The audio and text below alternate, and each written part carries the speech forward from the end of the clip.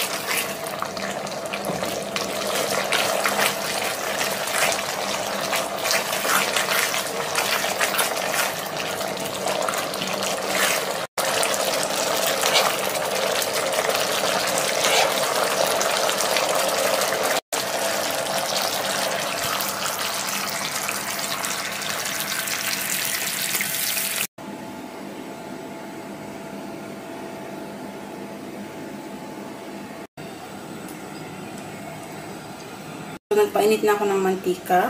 So, meron ako ditong squid balls and then kikiam balls. So, ito lang yung available. Kaya, gawin na natin street food ito.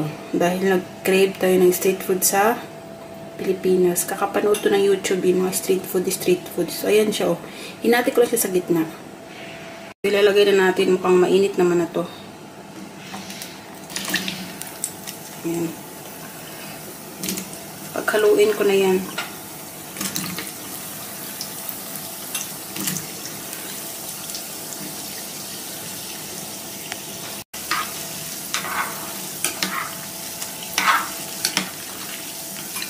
Ganito yung sa Pilipinas. So, ako ay namiss ko talaga yung street food, yung mga high school time ako ganito ay kalamit. Tapos gumawa na rin ako ng sausawan.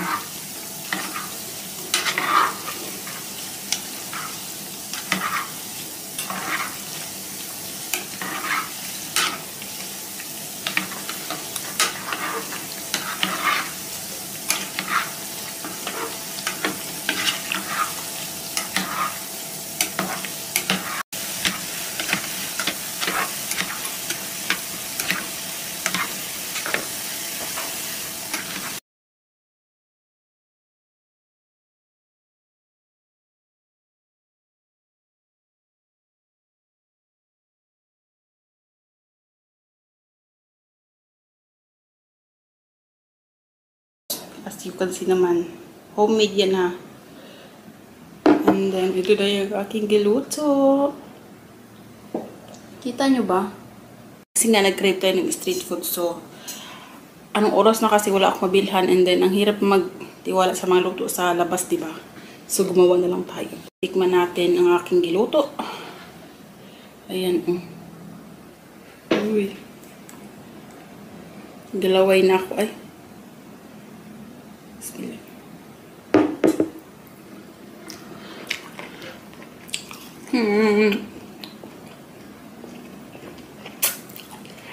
Ang sarap. Oh, sobrang sarap. Sobrang sarap. Kikiam balls. Ayan ang sauce niya, oh.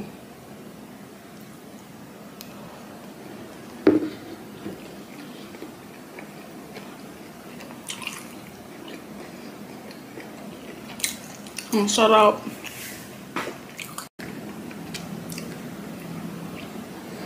Tapos very deep.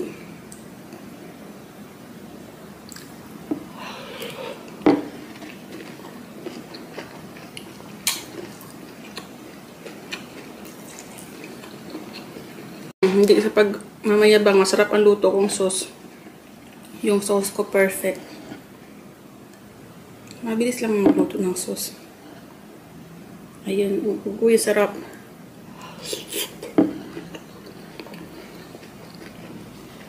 Sobrang sarap.